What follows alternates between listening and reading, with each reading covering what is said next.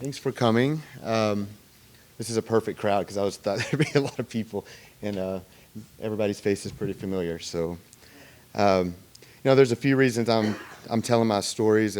My story at almost 7 years sober is because I'm desperate again, and I am making some changes in my life, and it's also time for me to detach myself from my old past and to identify as somebody new.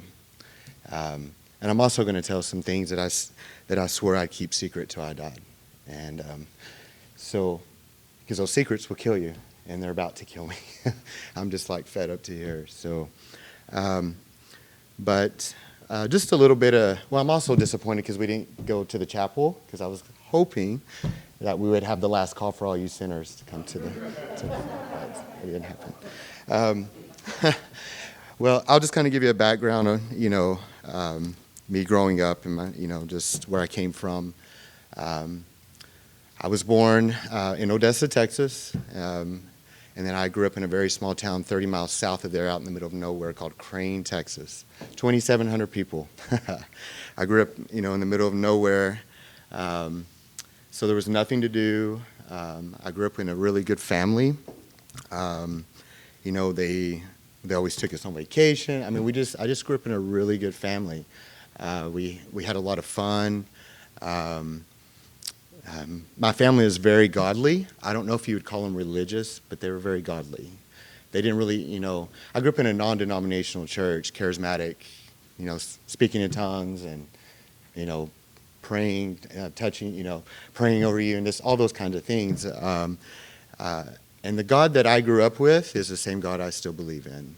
That God has never failed me, and I don't really have anything. I hear a lot of stories of people that, they have a lot of, resentment against the God that they knew growing up, and I just don't. And I'm very thankful for that because I think if I didn't, I think I would have been lost even more than what I am today.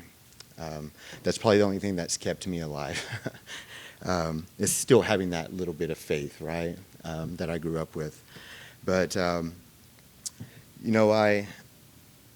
had a lot of sexual abuse growing up. A lot of kids, when we were kids, a lot of us knew that we were born gay. I don't know if I was because I never had that opportunity because I was molested at such a young age. I don't know if I was just screwed up or what, but I really didn't know that I was. I knew what had happened to me was not right, and I knew that I was different. But I didn't know if I was different because I was actually really gay or if I was just so screwed up from the sexual abuse at a young age. And a lot of the, I was kind of an awkward kid. I was really shy for a long time when I was younger. I got, called, girly and those weird names, and a lot of it came because my brother was very feminine. So they all thought he was gay, so they assumed I was, and so there was just a lot of bullying when I was little. But I don't know if we even knew what bullying really was. We just, in my hometown, we just kicked your ass and we fought it out and no big deal, right? But anyhow, those names were kind of stamped on me as a young child. But I still was in the popular group, and those guys defended me, and I just didn't really think much of it, and I just kept on with my life. And then, high school or middle school came around, and I remember this guy called me gay, and I whooped his ass for the first time. And because my cousin had taught me how to fight, because he told me he was tired of seeing me cry and be upset, and I think that's where a lot of my violent spirit came from for me, and I because I got a lot of acknowledgement for that, like I was cool, and so from then on I was ready to fight anybody, and so. When the summer before my high school year, I was invited to go to my first drinking party, and I went, and I didn't even have a beer. I had a line of cocaine before I ever had a beer. We hadn't even made it to the party yet, And the people that picked me up were doing cocaine, and I did it, and I don't know. I never liked coke, but I did it, and there was a keg there, and I got so drunk, and it was on from there.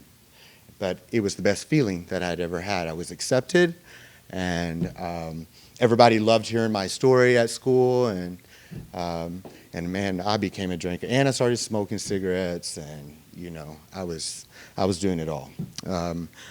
And then all through my high school years, drinking was, man, I was, I could drink, man.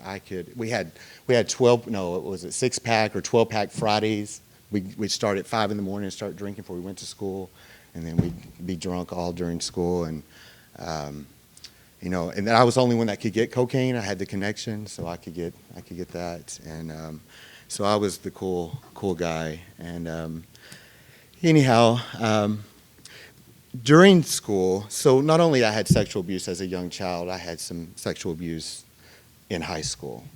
And it was weird. It was from guys that were the most popular guys in school that tried to be with me and touch me. And I was really screwed up over that because I got made fun of, but they were the ones that were doing it. And anyhow, I made it through all that. And I dated girls the whole time, and I think I slept with every girl you could think of because I was trying to convince myself that I was not gay. And I just couldn't understand why I still wanted to have sex with women, but I still had feelings for guys. Like I had all these things going on, and I continued to abuse myself sexually and everybody else around me. And even when I went into college, I was sleeping with everybody. And I remember when I finally, the first time I ever went to a gay bar, the girl that cut my hair, she's this lesbian, and she asked me to go to the gay bar, asked me and my girlfriend to go to the gay bar with her. And so I went, and I met my first boyfriend there. And I felt very comfortable there. It was weird. It was like, okay, I like this. And anyhow, so I broke up with her, and I got with him, and that was my first boyfriend. And he was very abusive. He was a very angry person, and our relationship was very violent. So I just want to kind of get that out of the way a little bit, so you kind of have a history of that part. That was kind of the first life that I lived. So about 6 months into when I first went to college, this was after I just started going to the gay bar. I came out of the bar, and this guy approached me. Actually, I wasn't even at the gay bar, it was this other club. But anyways, I came out of the bar, and this guy approached me, and he asked me to come. He said, "Here's my card, and I want you to come work for me." And I had no idea who he was or what he was about. And I told him, I said, "I have no idea what you're talking about." And he said, "I see what you're doing in there." And he had been watching me sell drugs on the dance floor and bring drugs in. And it's weird. I didn't even think I was a drug dealer. I was just getting drugs for my friends. I didn't even see it that way.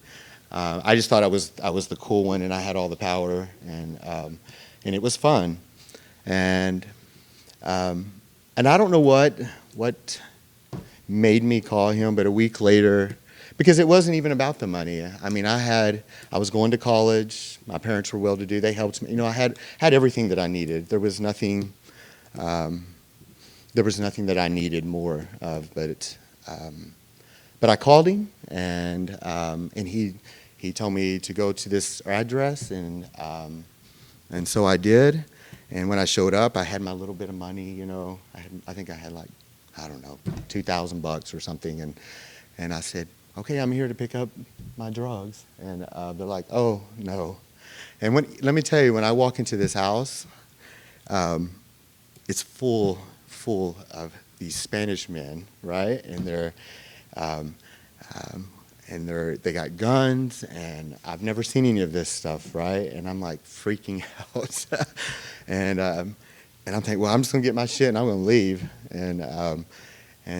So I gave them my money, or I tried to give them my money, and they told me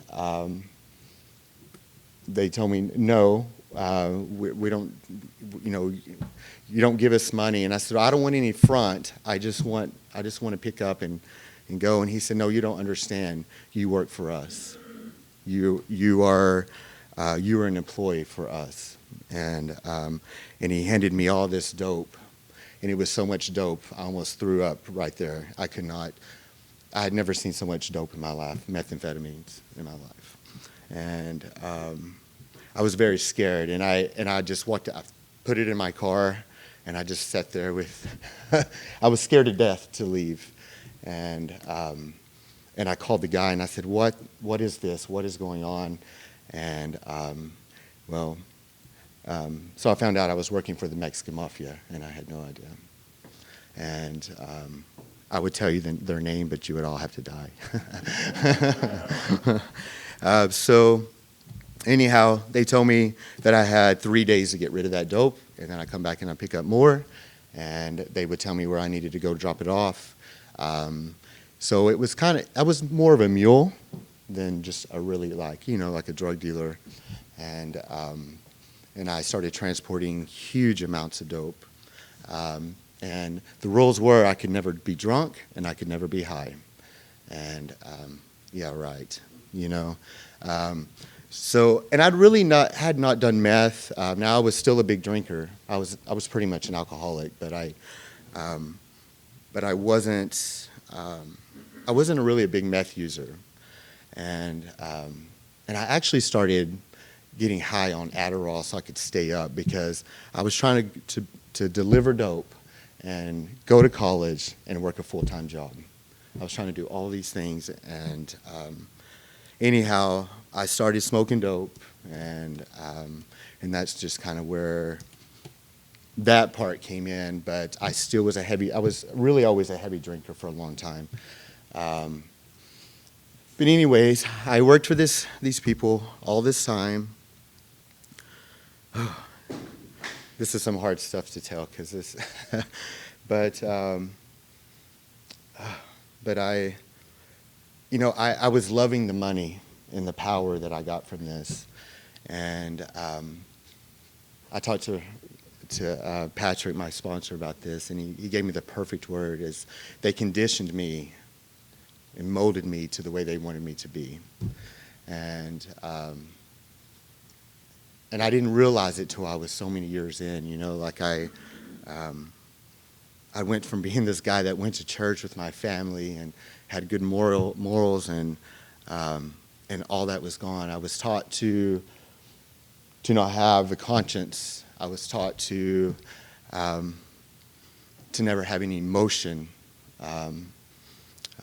I can never tell anybody what I did. Everything was a secret. So I had this life, and I had this life, and I had so many different lives. And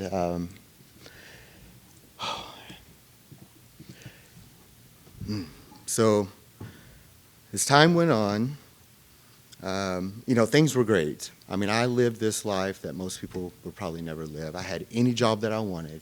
I drove any car that I wanted. I had enough money for the world. I mean, enough dope. It was just, this life that most people would love to have, right? And it was just a job to me, and I didn't know how to escape it, because there was no way out. But I knew that this guy treated me like his son. He had convinced me that I was his son, and that he would take care of me, and that I didn't need to worry about anything else. And I never worried about anybody. I never thought that I was hurting anybody around me, or putting my family in danger, or the person that I was dating. But anyways, so I'm still going to college, and something that most people don't know about me, but I was a semester away of graduating with my bachelor's, and I had got accepted to physical therapy school, and I was so messed up that I quit. I quit school. I showed up at home, and my mom said, "What the hell are you doing here?" And I just said, "I can't do it. I can't do this." And then I went back to school. They convinced me to go back to school, and I did. And anyways, I was about to graduate again because I went back for marketing, and I got this job in Dallas, and the people I worked for, I thought this was my escape, that I can leave Lubbock and I can move to Dallas and nobody would know where I was. And anyways, I told them I was leaving and I was done with that life, and I took this great job, and I wasn't even in Dallas probably not even 6 months, and they found me again. And I had to go to work. And I started delivering drugs. I started collecting from people. And I don't know if you know what collecting is, but it's a very, very, very hateful thing to do to somebody. I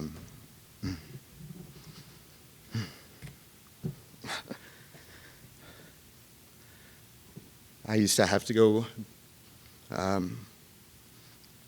I used to have to go collect money, and if they didn't have the money, then I had to either put a gun to their head, or I had to beat the shit out of them, or I had to take their kids' presents, around their Christmas tree.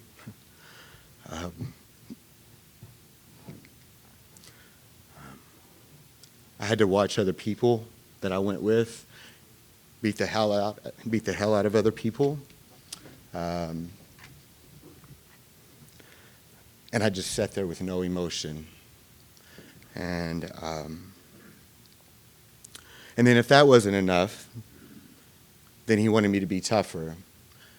And he taught me, he taught me how to fight better. He taught me how to vandalize people's property. And then he taught me how to print money.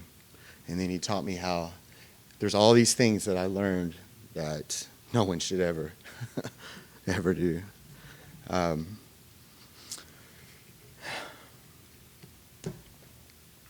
sorry. So I'm still delivering drugs, and I'm doing all these things, and I'm a very heavy drinker. And a very heavy meth user. I had to hide that, though. I had to be sober in order to work and do these things. But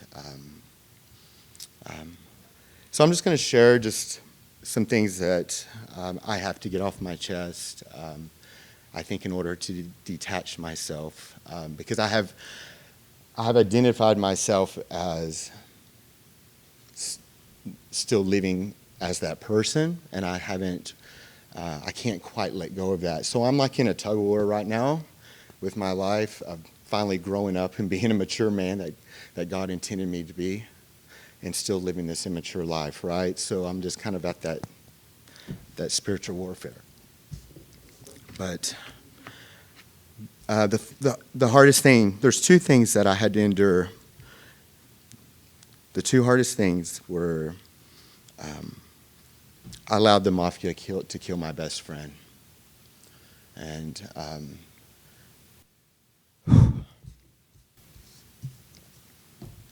that is something that I never thought I would even say out loud.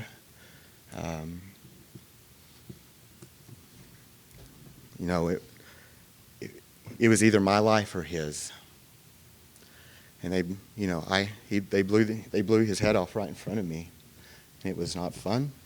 It was the scariest thing I had ever endured in my life. And I had to walk away. I couldn't even save him. And forever I've carried that because I thought it was my fault. And it's not my fault. And I believe that today. The second hardest thing that I ever had to endure is that a lot of people don't know this either, but I got a girl pregnant during my addiction, and she carried my baby when she was almost in her ninth month, and she overdosed with heroin, and her family had disowned her, and so they left it up. They called her family when she was on the ventilator, and the child was already lost. But I was instructed to tell them to pull the plug, and that was a very hard thing to do. And I've carried that for a really long time. Because I would have been a really good dad, The reason I'm telling you all this is because I didn't realize till now, almost 7 years sober, that I have a resentment against him, against the man that conditioned me to live this way. I just figured it out. I've been in prayer and meditation for the last 2.5, 3 weeks. And I figured it out. It took a long time. But I'm fucking pissed at them that he did that to me. And that he made me believe that this was the way to live. And I can finally move on,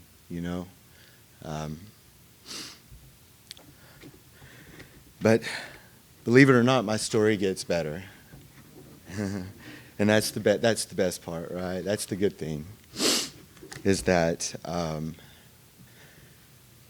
I got arrested.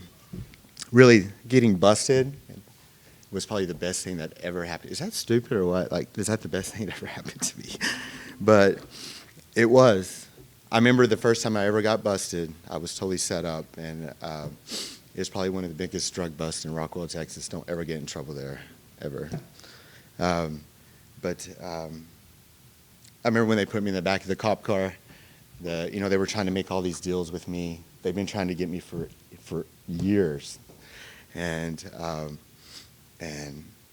turned and looked at that DA agent, and I told him, I said, just take me to jail. I'm so tired. I'm so tired. And he did, and I can't believe it, but out of all the stuff I had done, they still gave me deferred adjudication and let me off the hook. So I went through that, and I thought I was out. I thought, man, surely I don't have to do this anymore, right? 3 weeks later, back to work. Here I go again. Delivering drugs, doing the same stuff over and over. So I go for a little while. Well, pretty much all in my 30s. Just really messed up. And I think I was 38. Because I was 30 the first time I got busted. So I was 38. And then I got busted again. And I got busted because I got drunk. I blacked out, fell asleep in a CVS parking lot. And the officer knocked on the window, and he asked me if I'd been drinking. I said no, and I had bottles all in the car. Those those little pints. I used to drink those. I don't know why, but because I kept saying I'd never go back. I'd buy the little one, never go back. And then, of course, I had all the drugs on me. And anyhow, went to jail. And I stood in front of the judge. And he knew about my case before. And he said, man, I'm gonna nail it to you. You're gonna have a lot of probation. And they wanted to give me like, I think it was like 10 years of probation and all this stuff. And I said, no, I just want to go to prison. I don't want to do this. And I thought this was my escape route. So I took it. And I called my mom, and she thought that was like the crazy, you can't go to prison, and all this stuff. And I said, oh yeah, you have no idea what kind of life I've lived. So anyhow, I went. I did a year, and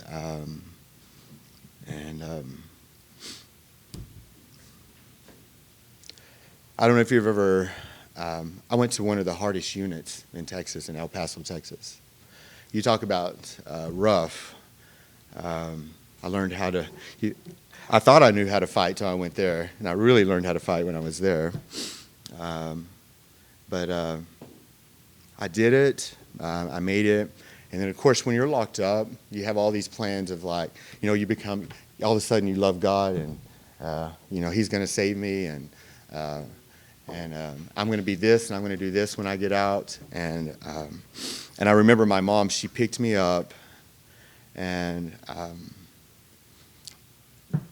it was on Christmas, and she had to pick me up, and they were going to leave the very next morning to go out of town, and it wasn't even 24 hours, and I was already back working on the street again. They left, and they were gone, and anyhow, I got right back involved, and I had all kinds of warrants, all kinds of shit that I had done in the meantime, and 7 months later, 8 months later, or something like that, I was busted again because I got blacked out drunk and fell asleep in a parking lot again. And anyhow, I decided to go back to prison again. And anyhow, I go to prison. Thank God it was like kiddie camp. I mean, it was just an easy unit. I went, did my time. This brings me to step one, because I had never tried to be sober. I mean, I never knew about any of this stuff. And but a lot of people think their bottom, I think, is when maybe they get too drunk or they lose something or whatever. But my bottom was, so the day after I got out of prison, my mom took me, we were 30 minutes, we were in Crane, which is 30 minutes from Odessa. I went over there, she took me over there to go buy some clothes because I didn't have anything. And we're standing there in the store, and I look at her, and I had this look on my face, and I said, Mom, you got to take me somewhere right now. And she said, why? And I said, because I'm about to leave right now. Like, I'm about to run. And she was, oh my God, she's panicking. And she said, where can you go? And she said, where do you want to go? And I said, take me to Dallas. So we drove back to Crane, grabbed just a few things I had, and she drove me. And on the way, I'm trying to call all these rehab centers to take me. Nobody would take me. They said I wasn't fucked up enough. That's exactly what they told me. They said I had been sober. I'm sober, and they wouldn't take me. And I'm crying, right? We're approaching Dallas, and I have nowhere to go. And so the last place I called was the 24-hour club. And it was the old one, where the bed bugs were alive, and it looked like a crack house. It was like swayed a little bit, and I told my mom, and the guy, he didn't even want to take me. He said that they were full, and I said, man, come on. We drove like 6.5 hours, like you got to, He's like, man, if you drove that long, I'll let you sleep on the floor. Come on. So I went. We pulled up, and my mom said, She said, no. And I said, Mom, please. I said, if you only knew what I've slept in or been. I said, this is fine. I said, I need to be here, and you don't need to take care of me anymore. But I knew at the point, my bottom was when I was standing at that store, I knew right then that was my bottom. It was either life or death at that point for me, and that's why I told her to take me. And that was the first time I had admitted that I actually had a real problem. And And anyhow, I show up, that guy intakes me, and we walked out to well, he said, why don't you take him to go buy a few things, you know? And so she took me, and she's crying, right? She's just like bawling, and I was like, why are you crying? I'm like, your whole life you wanted me to be on my own, and here I go. And she's like, I can't leave you here. She's like, this is terrible. And I said, it's fine, it's fine. And I watched her, she cried, I was waving at her, and she was crying, and she called me, I don't know how many times, and she left, and I was scared, you know. And I was right in the middle of Crack City. I don't know if you've been over. I don't know if y'all been to the 24-hour club, but it's over there in East Dallas. And I thought, man, I could go get high right now. And but something was different. Something had finally shifted in my life, and I had to sleep on the floor. They're like, here's your mat. I mean, I slept better in prison than this. And they gave me a mat and a blanket, and I had a little locker, and they said, you have a week to get a job, and then if you get a job, and then we see you're going to your meetings, and we'll move you upstairs in a bunk bed. And so I called my cousin. He owns a furniture store, and I said, hey, man, I said, I know I haven't talked to you in a long time. and I said, I was just wondering if you could give me a job. And I said, I'll do anything. And he said, I don't know. He's like, I love you, but I don't trust you. And I said, I understand. And I hung up the phone. Next day, he called me, and he said, let me come pick you up, and I'll just talk to you. I want to talk to you for a little bit. I said, okay. So he picked me up. We went to go eat, and he looked at me, and he said, after we had visited for a while, and he said, you have changed. And I said, I have. Something's different. And he said, I'll hire you. And he said, if you fuck up, he said, I will kick your ass. And I said, fair. And he said, I'm only going to pay you $8 an hour, and you're going to work in the warehouse with all the other guys, and they're going to teach you what to do. And I said, okay. So I did. And I got up every morning at 5 a.m. I walked all the way to the train station. This is before I realized I could have taken the bus to the train station. I walked 30 minutes to get there. From 24-hour club to City Place, I walked there.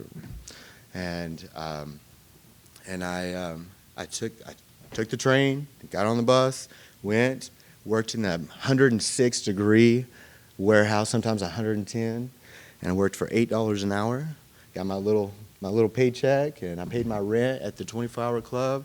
I got my bunk. I was so excited, and it was the happiest I had ever been. And I will never forget that place. It was the most humbling experience I'd ever had. And then I came to work one day, and of course I had bed bugs, bites all over me, literally. And my cousin said, you have to get out of there. You can't, you look terrible. And then somebody suggested for me to move into Oxford House. And so I did. I moved in there, and then I met this guy, and I started dating him really quick. And then I got kicked out. I think it was like a month and a half. I got kicked out because I tried to kick this guy's ass, and of course they don't take violent behavior. So he kicked me out. It's like 10:30 at night. I had a sponsor. He was a real douchebag, and I fired him that night. I mean, it was just like everything just came crashing down at that point. But I was still, I was not going to turn back. But anyways, the guy I was dating, he told me I could move in with him, so I did, and I continued to work. And then I think it was 6 or 7 months later, my cousin said, hey, he said, you have proven to us that you have changed and you have done right. We're going to promote you. And and I did. I was able to move inside. They taught me how to be a designer. I learned CAD. I did all the drawings. I drew furniture. I drew buildings. I did all these. People go to school for 4 years to learn this or whatever, and I learned it in like 6 months from my cousin's wife. And so that's what I did, and I went from $8 an hour, and I think I made like $82,000 that first year that I was there. And I just kept trucking along, and life was great. And did my fourth. I did all the steps with my first sponsor. The only thing he did right was he made me read the book out loud with him, and he did all the steps with me. Now, when I did my fourth step, I wasn't completely honest, of course, because I'm telling it now, a lot of this stuff. But it got kind of weird because, I admitted, I talked about being with guys and all this kind of stuff. And then he was like, oh, yeah, because he supposedly was straight. And he told me, he said, well, I just want to tell you, it's okay because my wife divorced me because she caught me with another guy. And so that kind of got weird. And anyways, so when I got kicked out of that Oxford house and everything was crazy, I went to Lambda for the first time. I didn't even know there was gay groups, and I went to Lambda, and I sat in that newcomers meeting on Butler. Is that what? Yeah, on Butler, and I was lost and thought I was going to use again. And anyways, I was rescued, and everybody took me in and loved me. Jay Shepard was my sponsor at that time. He carried me for a long time. And anyhow, I got back on my feet and everything was good.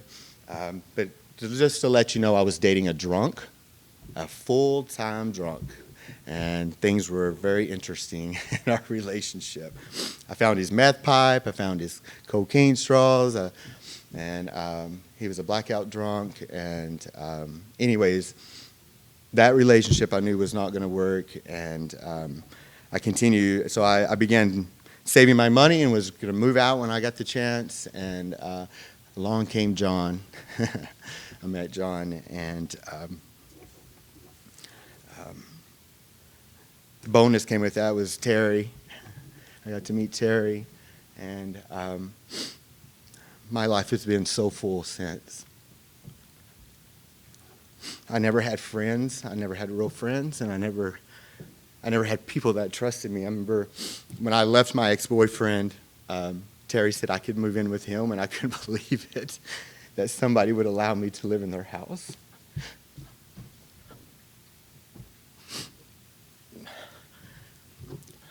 Because I'd always been a thief and a con, a liar, and he let me move in, and I'll never forget that. Anyhow, I got on my feet and got my own place, and you talk about the power of God. I had no idea where I was going to live because I had all these felonies on my record, right? And I don't, I'm sure you know Tom Malin, right? I love him. But he said, come on, I'm going to find you an apartment. I said, Tom. So he started taking me to all these places, these really nice, expensive places. The third one, I said, Tom, I've paid 3 application fees, and I've been denied every one of them. I'm like, you need to take me to the ghetto. Like, we need to go to the. He said, no. He said, you shut up and you trust this. Let's do this. So we went to one more place. It's a brand new apartment complex, had just opened. I went in there and I said, he started talking. I said, shut up, Tom. Let me just talk. So I told her, I said, look, I'm a felon, but I'm changed. I've been doing the work, and this is who I am now. Like, I just told her the whole spiel. She said, just fill this out. She said, I got you. And anyways, I filled it out. She called me. She said, it came back. They denied you. She said, but don't get crazy. She said, send an email to legal department, and you tell them every felony you have and why you did it and how your life has changed. And I did. And I think within the hour, she called me and said, all right. She said, send your deposit. She said, you're moving in. And I knew my God was real then, for sure. she said, "You're the only felon that lives on this property." I said, "Thanks." And anyways, I lived there, and me and John started our life together. And we lived apart. I told John that I had to learn to live on my own 2 feet. And he agreed, and we built a relationship. And spent a lot of time at Terry's house, and just the fellowship was wonderful. I started opening it up. I started sharing. Started doing a lot of stuff, and but I had to do some changes. It seems like always something comes up, and it was time for me to change sponsors, and I asked Patrick to be my sponsor, I chose Patrick. A lot of people ask me why I chose Patrick,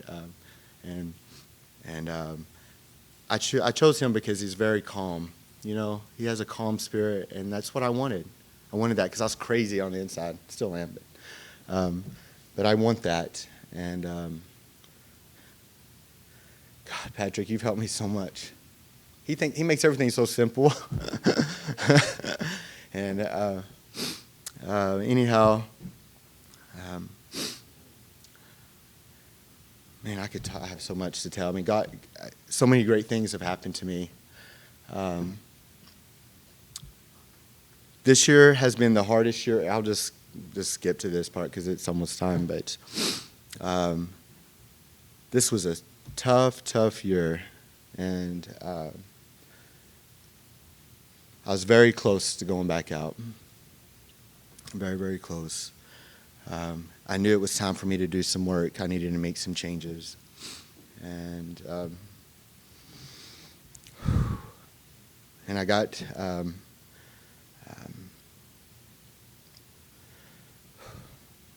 Mesh suggested that I'd meditate and pray and quit seeking attention. God damn it. So no more selfies, no more posting, and I didn't want to do it, but I did it. It was probably one of the best things that I've done in my recovery since I started. I have never loved myself and finally felt like I was enough. I didn't feel like I needed approval of anybody. I'm not saying I'm completely there yet, but I finally heard God for the first time in a long time, and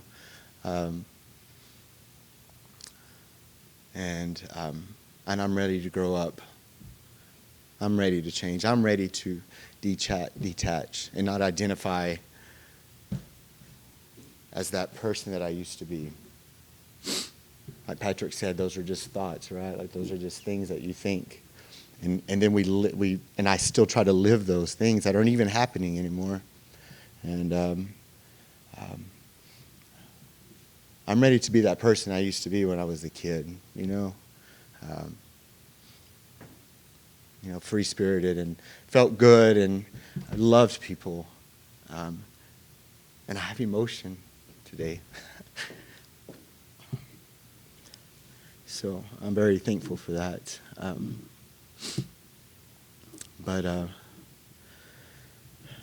guess there's really not much more to say, but it's an honor to tell my story.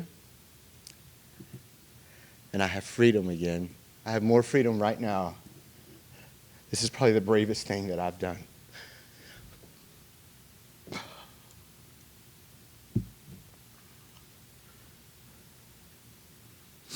I really did take my estrogen blocker, I promise. But Patrick has helped me so much, and I appreciate it so much. Terry, thank you for trusting me. Mesh, thank you for teaching me how to pray and love people again.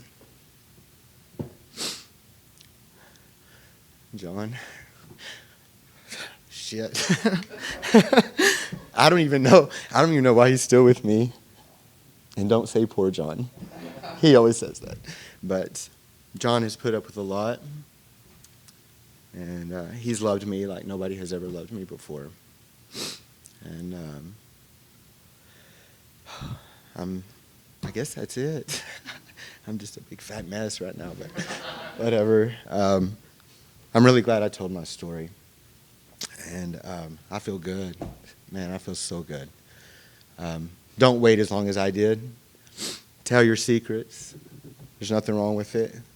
Because today I'm not ashamed. I can stand up here and be proud of who I am. So that's all I got. Thanks.